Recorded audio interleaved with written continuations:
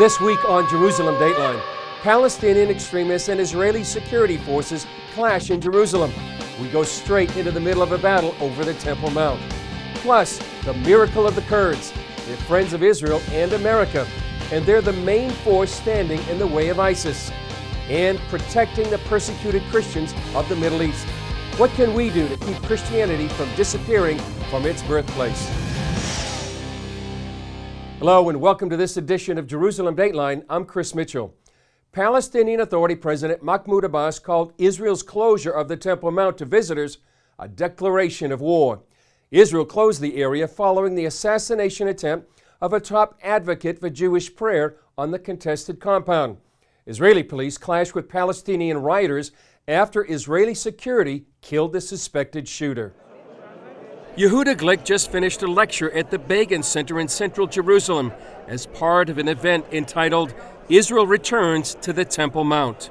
From what we know is part of the ongoing investigation, the assassination was planned ahead of time. The assassin apparently identified Glick before shooting him at close range and escaping on a motorcycle. Glick is a leading advocate of more Jewish access to the Temple Mount and for the right of Jews to pray there. It's the place where two successive Jewish temples sat. The second was destroyed in 70 AD by the Romans. It's a result of the Israeli policy that not let Jews pray on the Temple Mount, a policy that sends a signal to the Arabs that they can continue attack in many ways those Jews who wants to go to the most holiest place, to Judaism on earth, to the Temple Mount and pray. Israeli Prime Minister Benjamin Netanyahu says there'll be no change of the status quo on the Temple Mount. Only Muslims are allowed to pray there, known in Arabic as the Noble Sanctuary. The site currently hosts the Al-Aqsa Mosque and Golden Dome of the Rock Shrine. The incident is the latest in growing violence surrounding the Temple Mount. Israeli officials accuse Palestinian leaders of incitement to violence over the site, including Palestinian Authority Chairman Mahmoud Abbas, who called on Palestinians to use all means to prevent Jews from entering the compound. The Temple Mount is home to one of the most famous mosques in the world. Some Muslims go ballistic whenever rumors spread about Jews threatening that mosque, even if those reports aren't true. It's one of the most holy and contested pieces of real estate on earth, the Temple Mount. For decades, Islamic leaders have incited Muslims to violence by telling them that the Al-Aqsa Mosque is in danger. First, they claim that the Israelis were undermining its foundations to make it collapse. Now they also say it's a threat even for Jews to pray on the sacred plateau. Extreme movements believe that Israel is planning to build the third temple and to destroy their holy shrine. Known in Arabic as the Haram al-Sharif, or Noble Sanctuary, it's the place where two consecutive Jewish temples once stood. The second was destroyed in 70 AD by the Romans. Now, Muslim mosques occupy the site. The Golden Dome of the Rock to my right is the most identifiable Muslim shrine on the Temple Mount. But it's the gray-domed Al-Aqsa Mosque to my left that Muslims consider the third holiest site in Islam. They believe that Muhammad took a famous night ride from Mecca to Al-Aqsa on his winged horse, Al-Barak. Al-Aqsa was first built in 705 AD. In Muslim theology, the site precedes the Jews and goes back to creation. You know, Adam, when he descended from the heaven, he came here and he was pray here. No different between Solomon and King David and all the prophets is all the same. They're all been in Al-Aqsa Mosque. Today, the entire plateau is referred to as Al-Aqsa. Nadav Shragai wrote the Al-Aqsa is in danger libel, The History of a Lie. He says when Muslim leaders want to unite the masses, they claim it's in danger. The match that ignites the people and brings them to the streets and causes violence is this libel. Al-Aqsa is in danger and this is baseless. Archaeologist Dr. Gabriel Barkai says there have been excavations near the Temple Mount, but never under it. One of the cornerstones of Western civilization was never touched by the spade of the archaeologist. Barkai says it was Muslims, not Jews, who began digging in an attempt to rewrite history. Since the 90s, there were many destructive diggings going on in the Temple Mount, which were not for archaeological purposes, but the contrary, for destroying archaeological data. Around 2000, the Islamic religious authorities dug up thousands of years of history with bulldozers from under the Temple Mount to make room for a giant mosque. Barkai headed an operation to save artifacts from the discarded material. Years later, archaeologists and volunteers still sift through the debris. According to Shea, then Grand Mufti of Jerusalem, Hajj Amin al-Husseini started the libel against Israel in the 1930s. He accused the Jews of wanting to collapse the mosques on the Temple Mount. That led to Muslim rioting and murder of the Jews, just the first of many incidents. Islamic expert Dr. Yitzhak Reiter says the tactic hasn't lost its potency. They really believe in what they think. The Al-Aqsa is in danger as long as Israel is controlling the eastern part of East Jerusalem. In 1969, the Muslim world blamed Israel for the arson attack on the Al-Aqsa Mosque by a visiting Australian Christian. That lie continues today. More trouble in 1996. The worst Israeli-Palestinian violence in 30 years broke out when Israel opened an exit for visitors to the Western Wall tunnels half a mile from Al-Aqsa. And in 2004, rain, snow, and a minor earthquake toppled the entrance ramp to the Temple Mount. That provoked an international Islamic uproar when Israel tried to rebuild it. We asked Muslims in Jerusalem what they think. It's in danger. To destroy him, to take the place, it's in danger. They are digging underneath it and digging and digging, and they don't find anything. God will save it. Recently, Israel arrested a key Islamic figure for incitement. He told his followers Israel planned to break into the Temple Mount, and they should use their bodies to prevent Jews from going up there.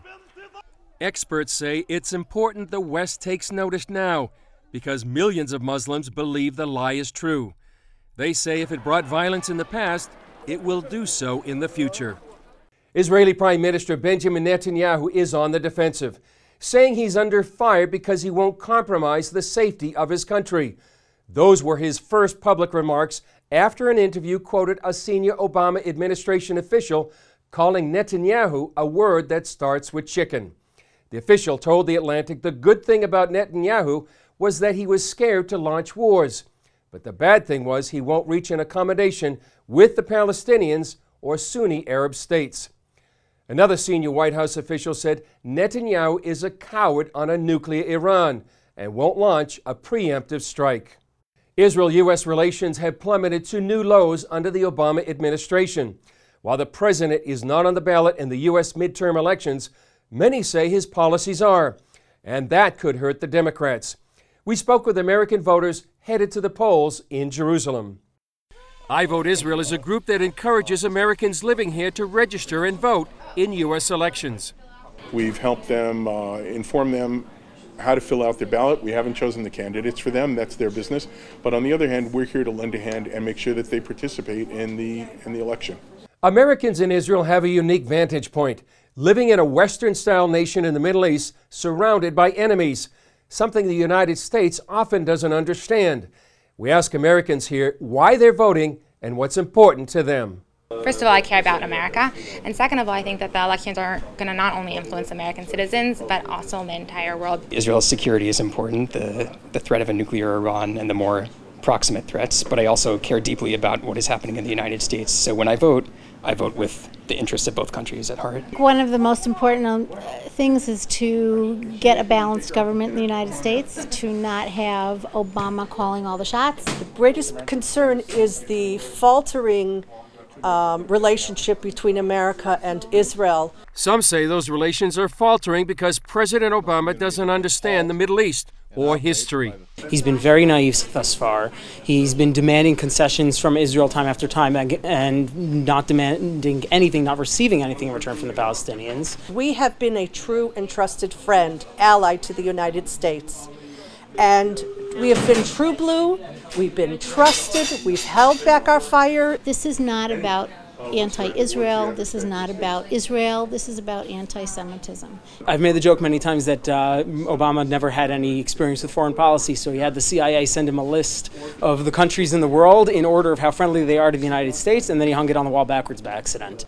And does God figure into the equation in the Middle East? I absolutely believe that he does figure, and I think faith, certainly for Jews, but also for Christians, is really important, all of the challenges that we are facing today. Coming up, the Kurds are on the front lines in the fight against ISIS. So why does the rest of the Middle East hate them?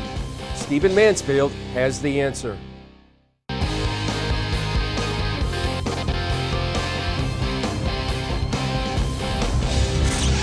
Welcome back to Jerusalem Dateline. They are a people without a country. And now the Kurds are facing a vicious assault from the terrorists of ISIS. Is the United States doing enough to help them? Gary Lane has a look at the crisis facing the Kurds and the history of these remarkable people. The ancient people known as the Kurds are scattered throughout the Middle East. They've suffered extreme persecution over the centuries, including a poison gas attack launched against them by Saddam Hussein in March 1988. 12,000 Kurds died an agonizing death. They now control this region in northeastern Syria, and Iraqi Kurdistan has welcomed Christians fleeing ISIS atrocities.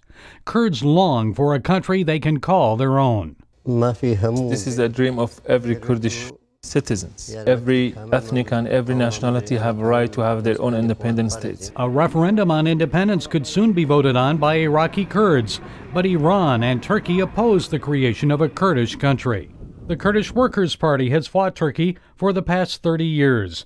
Turkey views the Kurds as a greater threat than the Islamic State jihadists.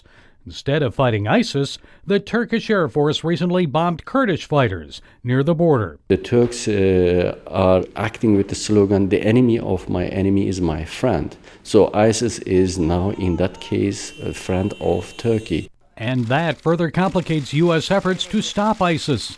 In the book, The Miracle of the Kurds, best-selling author Stephen Mansfield explains why the Kurds need Western support and how a Kurdish nation could serve as a model for the future of the Middle East. Earlier, Gary spoke with Stephen Mansfield in our U.S. newsroom about the Kurdish people and why he wrote the book. Most Americans don't even know Kurds. No, they don't. What can you tell us about In fact, I've had some funny moments where I've said I'm going to talk about Kurds, and somebody will say, "You mean the breakfast food?" Yeah, I'm really delighted that the Kurds have come to the forefront of our news cycle and of our times. Because they're pretty amazing people. They consider themselves descendants of the ancient Medes, so we're actually reading about their ancestors in our Bibles. They were denied nationhood after World War I, and now after Saddam's atrocities against them, finally the West began to pay attention. And look at the timing. Now they're on the forefront against ISIS, one of the most vicious enemy civilizations known. Why don't people like them? What's the problem? Well, people do now, but throughout their history, they really have been horribly treated. You know, they were, after World War I, they were promised their own nation. President Wilson's 14 points promising autonomy for local people groups. It was denied through some treaties that were agreed to secretly in Europe. Then they were mistreated by the Iraqi monarchy and then by Saddam, of course. And so they say, we have no friends but the mountains. We are a people without friends.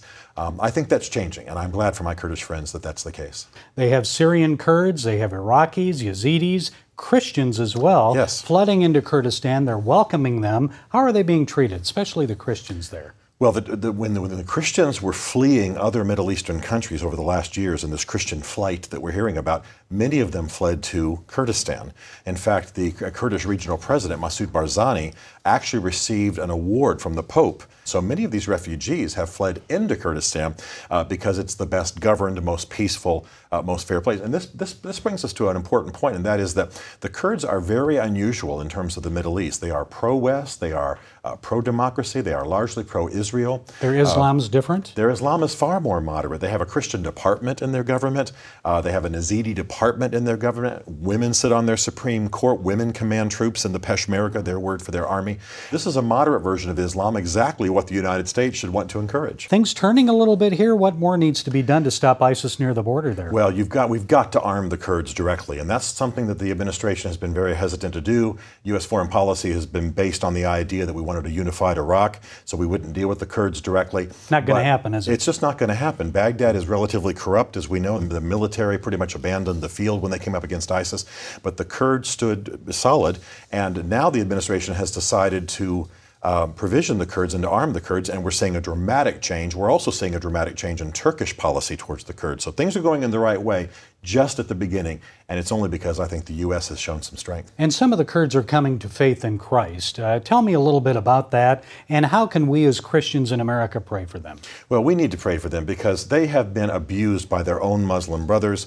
Saddam wrapped himself in Islam to oppose and to destroy the Kurds, to commit his atrocities against them.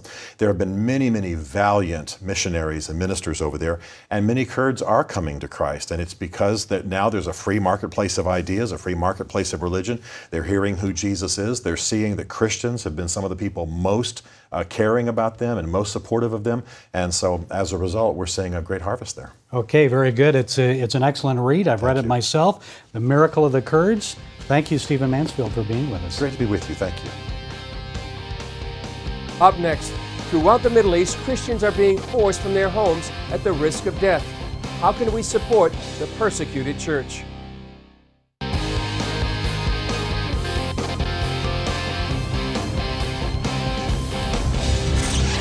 Sunday, November 2nd, marks the International Day of Prayer for the Persecuted Church. Recently, I sat down in our Washington, D.C. studio with Nina Shea of the Hudson Institute to talk about the rise of Christian persecution in the Middle East.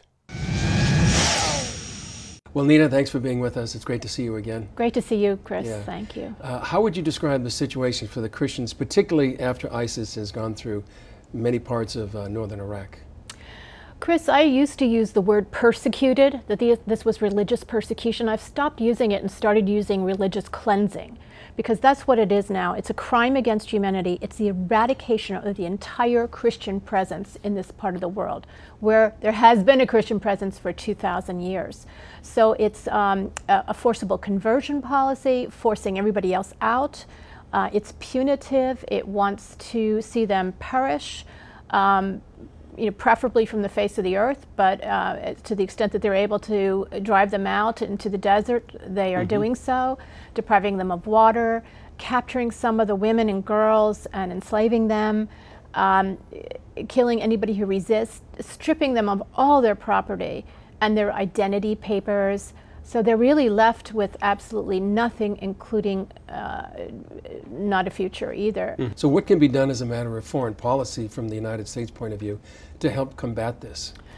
Well, one of the things that has been bothering me a lot is the fact that the Iraqi government, whom we're supporting now militarily with airstrikes, with training, with equipment, with high-tech arms and intelligence, is doing nothing for their own people who are Christian. And very few people know that when Mosul fell on June 10th, and the minorities were driven out, not just the Christians, but there were a Shiite community as well, ethnic Shiites, the Turkmen, the Shabak Shiites. They were also driven out. The government of Baghdad, the Iraqi government, came in and rescued those Shiites, but did nothing for the Christians. Do you hope that the U.S. government will speak more forcefully and more about the situation? Yes, I don't understand why the Obama administration has not spoken up about this. We should be absolutely insisting as a condition of our aid that they help the Christians. Winter is coming now. There are tens of thousands of people who don't have a roof over their head, who have no heat. Who barely have anything. They've totally mendicant at this point. They've been living in schools up to now, some of them in parks, under highway underpasses even, and they are given nothing. And I also include the Yazidi population as well, which is another minority. What about the churches here in the West, whether it's the United States or Europe?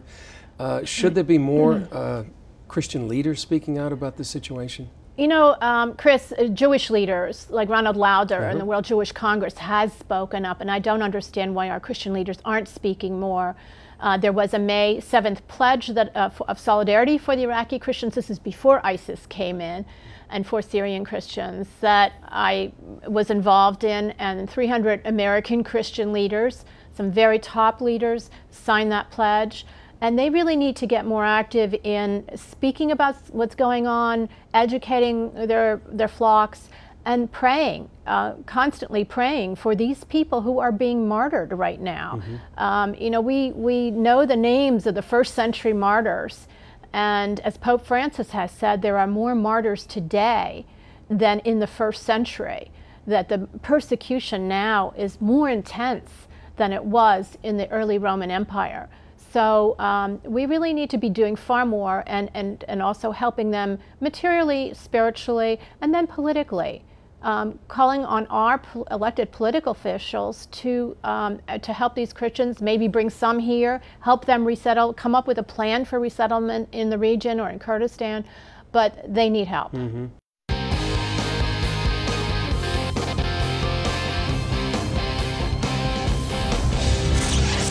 Finally this week, Jerusalem is the center of a global conflict. Christians are called to pray for the peace of Jerusalem. And as we leave you with these aerial views of the Holy City, we hope you lift up your prayers for peace.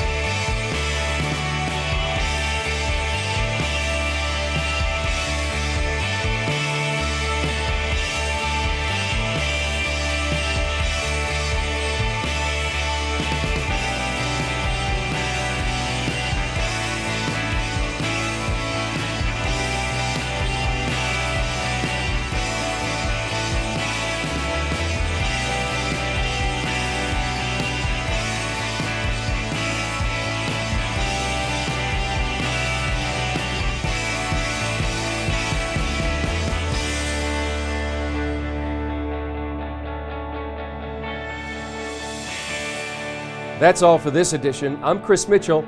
Thanks for joining us. We'll see you right here next time on Jerusalem Dateline.